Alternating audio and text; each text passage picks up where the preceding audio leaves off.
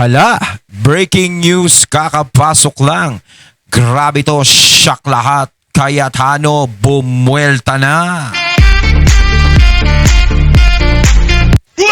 Ayan, syempre itong balitang ating matutunghayan ngayon ay nagbula kay Balitang Pinoy TV at syempre ito po ang inyong lingkod na si BT na magbibigay ng reaksyon at komento dito sa video na ating matutunghayan ngayon. At huwag na natin pagtagalin at sabay-sabay na nating panoorin ang laman ng video na hatid sa atin ni Balitang Pinoy TV at bibigyan natin ng reaksyon ng balitang ito. Pasok! Pinoy TV. Ayan, Pinoy TV. Okay, may pakikinggan po natin itong Ayan, syempre bago natin simulan ng video ito, nais ko nga pala magbigay ng credits dito sa boses at video na matutunghayan natin ngayon. At bibigyan ng reaksyon, walang iba kundi si Sir Donmar TV. Syempre huwag niyong kalimutang suportahan ang channel ni Sir Donmar TV at huwag niyong kalimutang mag-subscribe at mag-follow para maging updated po kayo sa mga vlogs, reactions at sa mga balita na hinahatid sa atin ni Donmar TV. Mga katunay, ipagpatuloy natin. Press conference nitong si Senator Alan Peter Cayetano at also dito kay Attorney Baligod, no, sa kanyang ambush interview. Pakikinggan rin natin kasi sobrang dismayado po siya dito sa hearing ni Senator Erwin Tulfo. No, ipapaliwanag niya bakit hindi sila pumunta. At last but not the least ay pakikinggan po natin itong reaksyon ni Auntie Claire Castro. Okay, so bago ang lahat, like and share. Yeah, like no, and magkalimutan at subscribe sa mga hindi pa nakasubscribe para updated kayo lagi. Okay? Ito po, panoorin po natin itong video na ito. Play. 1-1 tapos i-connect ka na. And then kung makikita mo, although they're always doing a good job, it's all ad hoc at saka yung iba-ibang ahensya like say DSWD, they do a good job but they have a full-time job sa mga indigents at saka marginalized sa society And the other thing is napakagaling na natin sa relief, no, as long as we have the access to the area, no, pero mahina tayo sa rehabilitation. So ang nangyayari as soon as for example napakalaking sunog dito sa Manila but nangyari to sa Mindanao, so attention natin ay nasa Mindanao, which is right and good, but dapat may mag-take over ng grupo para yung rehabilitation dun sa mga nasunugan. So let's admit to ourselves that we will have what's the right number, 12 to 15 storms a year. We have volcanoes that are active. Kasi ganito yan ipinaliwanag na naman ni Senator Alan Peter Cayetano ang posibleng mangyari sa future, no? Alam naman natin na maulan talaga dito sa Pilipinas. Paulit-ulit na lang Hindi ito nasusolve ni Bongbong Marcos, 'di ba? Makailang baha na tayo. Kaya na-mention niya ngayon. Inuna niya yung tinanong ng media. Hindi, tsaka katulad nito, di ba? Eto, June. June ngayon. So, malapit na naman nga ang tag-ulan. Natatandaan nyo ba, malapit na rin mag-July, mga katunay. So, ibig sabihin nun, ilang July 2024, nagbaha. No, nagkaroon tayo ng matinding baha. July 2025 is nagkaroon uli ng matinding baha. July 2026 is question mark. Hindi pa natin alam kung ano ang mangyayari sa July 2026. Diba? Sana nga kung maraming ulan, wag naman sana bumaha uli katulad nung nakaraang 2 taon. Kasi sa totoo lang napakahirap Hindi na bali kung may ulan, siguro o yung mabababa ang bahay, may mga tagas, pero wag naman yung matitindi yung bahaan katulad nung 2 taon na una-una. No? Dito natin malalaman kung talagang kinamkam ulit nila yung mga pondo sa flood control. Siyempre, kapag yan hindi nagbaha, ibig sabihin medyo nagkaroon ng magandang proseso yung flood control. Siguro baka inayos-ayos na nila ng konti. No, sana nga pag bumagyo is wala nang baha gaano.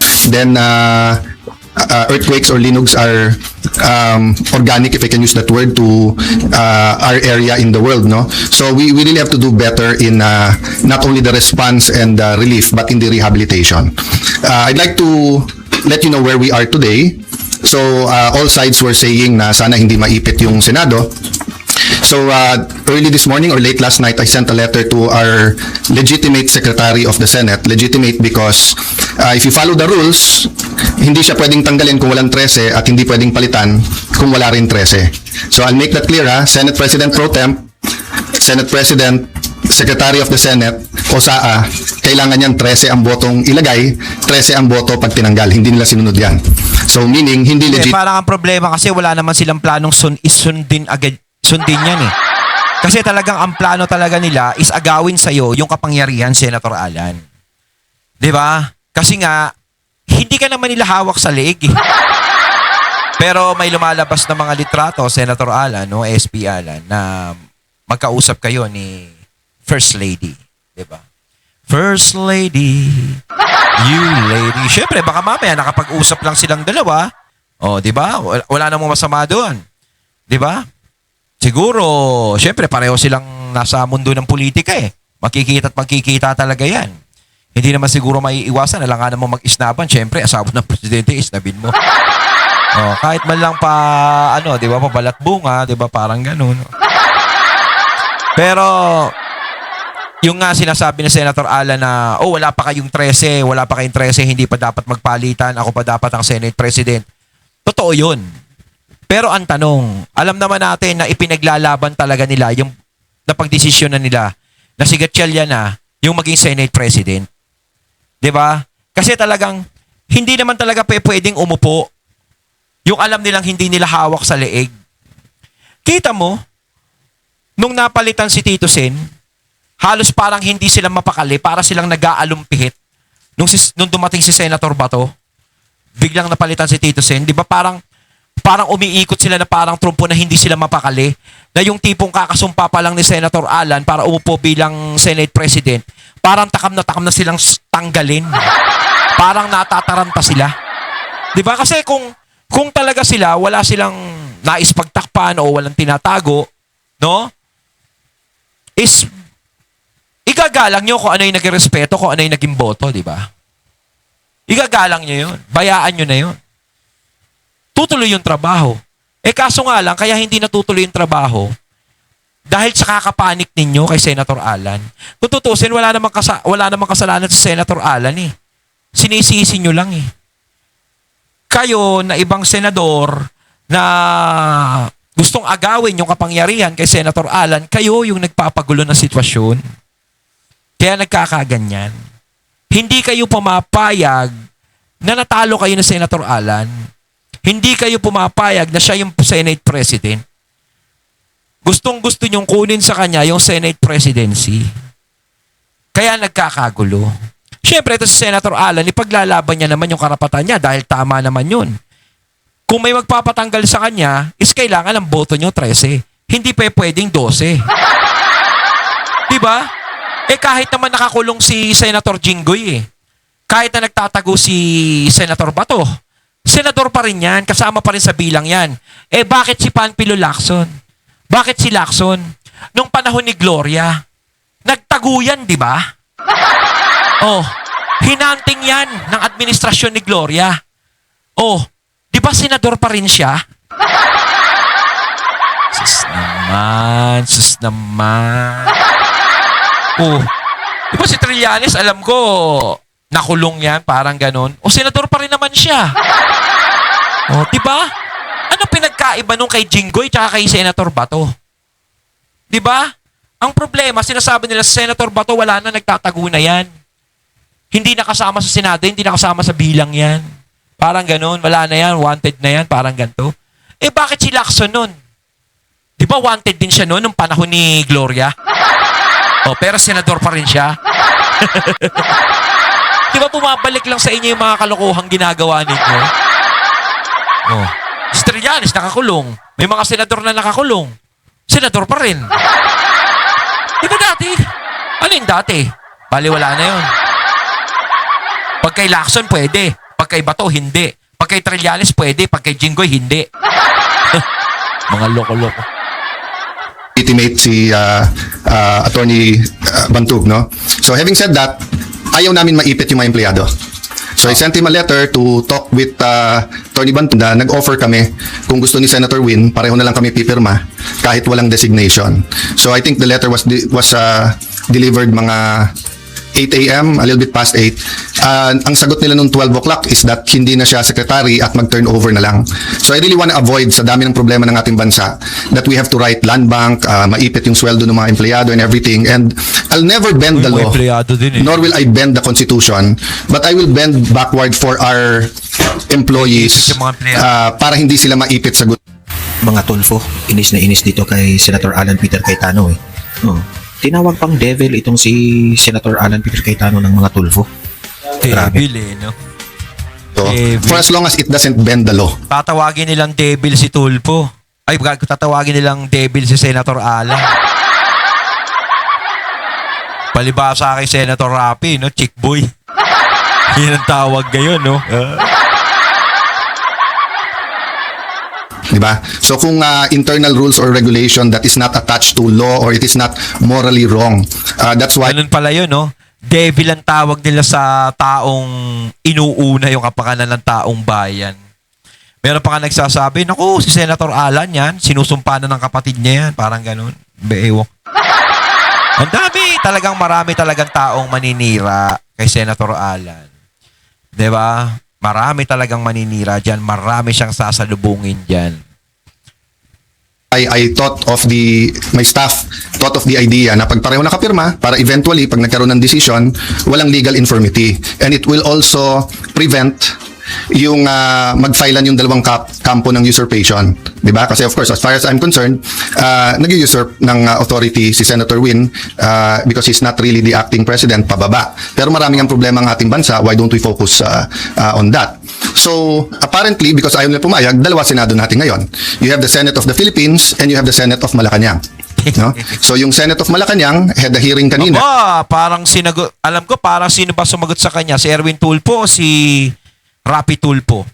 Yung pagkakasalita ni Senator Alan na Senate of Malacanang sila. Pero ang sagot naman ng Tulfo kay Senator Alan, ikaw, Senate of the DDS. Oh. Okay lang. Diba? Okay lang na Senate of DDS si Senator Alan. Kasi ang DDS, kampi sa taong bayan. Diba? Kayo naman, yung mga galit sa DDS is takot sa katotohanan. Eh, dito na ako sa kampi sa taong bayan kaysa takot sa katotohanan. Diba? And you have two Blue Ribbons Committee. Yung isa Tsaka kayo, huwag naman kayo magsalita na ng ganyan. Ito talagang magkapatid na Erwin tsaka Rafi. Sagutin nyo na lang yung hamon ni Robin. Di ba? Bakit kay Robin, di kayo makapalag? Palag-palag din pag may time, boy. Tama naman si Senator Alan kasi tinawag niya yung Senate of the Malacanang kasi itong mga bangag 11 na ito ay halatang-halata naman kontrolado sila ng Pangulong Marcos. Ha? Kontrolado sila ng bangag. O di bangag 11 ay committee de absuelto na ang kanyang main work is paano i-absuelto yung mga high officials ng ating bansa at yung isa naman na seeking the truth. So am I saying lahat ng sabihin ng 18 ex-marines ay completely true? No.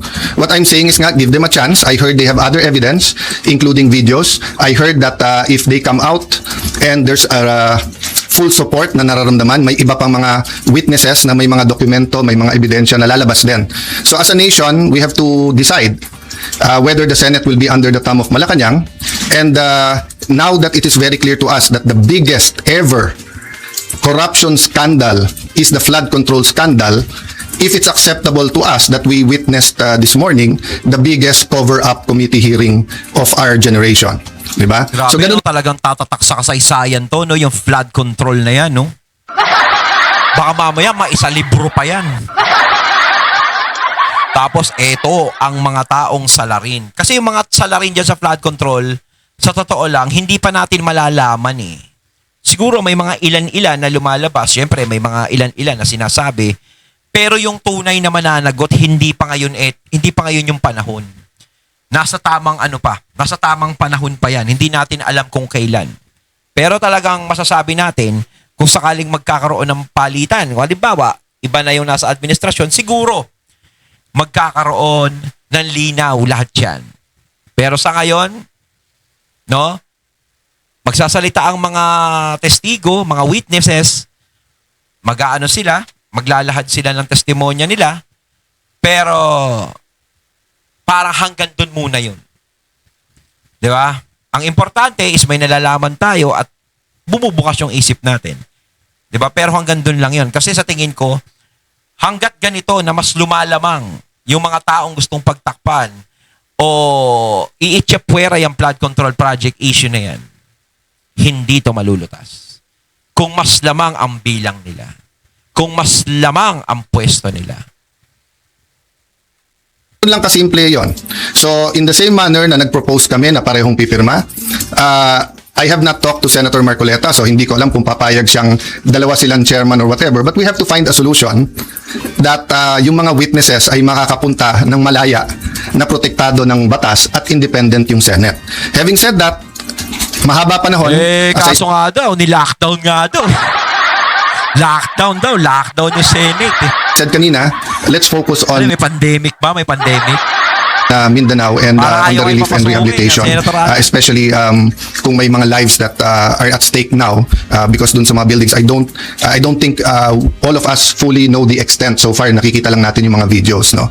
So hanggang dun lang muna, we will continue with our meetings. We will focus muna on Mindanao. I am not sure when the next hearing ng Blue Ribbon led by the subcommittee by Senator Marcoleta is. I'm expecting to know soon, but definitely knowing what's happening in Mindanao will have an impact on our decision kasi priority yon. Okay, question from Janice Cosio. Jane Minor.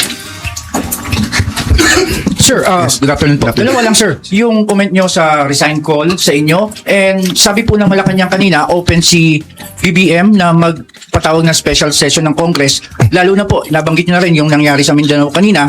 And paano po yun kung magkakaroon ng special Unahin ko yung Congress? special session, okay? Yes po. So, I had 2 communications with them sa Malacanang.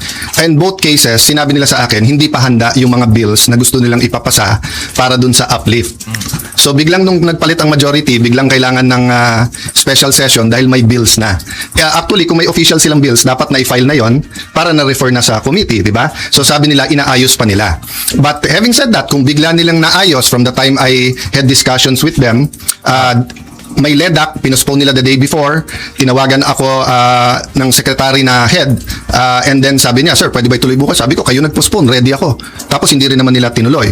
Yung sinasabing magtrabaho tayo, nagtatrabaho kami, ready kami magtrabaho. Sila nag-walk out, kaya nagkaroon din kami ng parliamentary tool na ginamit. Sinasabi ni Senator Lacson paulit-ulit, and I feel bad for the generals, and I apologize in behalf of the whole Senate, both the majority and minority. But nakita nyo naman, after nila kinonvene illegally ang session, ano bang ginawa nila? Nag-adjourn sila sine die. Ang calendar natin pwede pa hanggang Friday. Hindi naman nila tinuloy yung session ng Thursday, Friday. Sasabi nilang mga gusto nilang ipasa eh. So ang problema natin sa kabila ay double standard. Iba ang sinasabi, iba ang ginagawa. So doon naman sa nananawagan na mag-resign, as I said, pag-usapan na lang natin in a few days after yung focus tayo sa Mindanao, but especially yung mga former presidents, yung mga nagkampi-kampi na mga Marcos na rin, papasalamat ako sa inyo sa call nyo na mag-resign. Dumadami na sila. Mga nagkampi-kampi na Marcos na rin. Dumadami na talaga. Ako bilang Senate President kasi ibig sabihin, nire-recognize nyo pa rin ako as Senate President. Kasi kung hindi nyo na ako nire-recognize as Senate President, ba't kayo nananawagan na mag-resign Oo ako? naman, syempre. Kasi ang dami talaga nagsasabi kay Senator Alan na mag-resign ka na. Diba? Kumbaga parang nire-recognize nga naman siyang Senate President pa rin. Diba? Ganun pa rin. Walang pinagbago. O Senate President. Di ba? Sir, kung gamitin ng Malacanang kung nangyari sa Mindanao, Grabe, no? Ang talino nitong si Senator Alan Cayetano. Sabi niya, bakit pinare-resign niyo ako? So, meaning to say, Senate President pa siya. Di ba? Ang talino ni Senator Alan Cayetano. Abogado yan. Any special session that will redound to the good of the Filipino people is welcome. The special session is in the Constitution. Yung ginawa namin nung bago mag-sinedie is precisely because aagawin nila yung committees at kailangan matuloy yung hearing tungkol sa Blue Ribbon. Having said that, Mindanao is now. Diba? They need the attention now. So if there's needed legislation, good. We will meet right away. If not, then tulong-tulong tayo. But aside from that, let's remember that the committees can continue to work. Nung pinauwi ni Senator Win, nung Thursday, yung mga empleyado, may Senate hearing pa si Senator Pia. So hindi totoo na hindi nagtatrabaho. Wala tayong dapat conflict kung may kailangan yung ating bansa. Whether it's legislation, whether it's a meeting na LEDA. Kasi parang ang ginagawa na itong sinasabi nilang bagong majority daw ni Senator Win is parang pinapalabas nila na tamad itong sila Senator Alan. 'Di ba? Parang ayaw magtrabaho sa Senado. Tapos sila pinapakita naman nila na sila yung masisipag. 'Di ba? Pinapakita nila na kami ang may pakialam sa taong bayan. Kami ang talagang may konsuelo sa taong bayan. Hindi yan sila Senator Alan. Sakit sa ulo yan, parang ganun.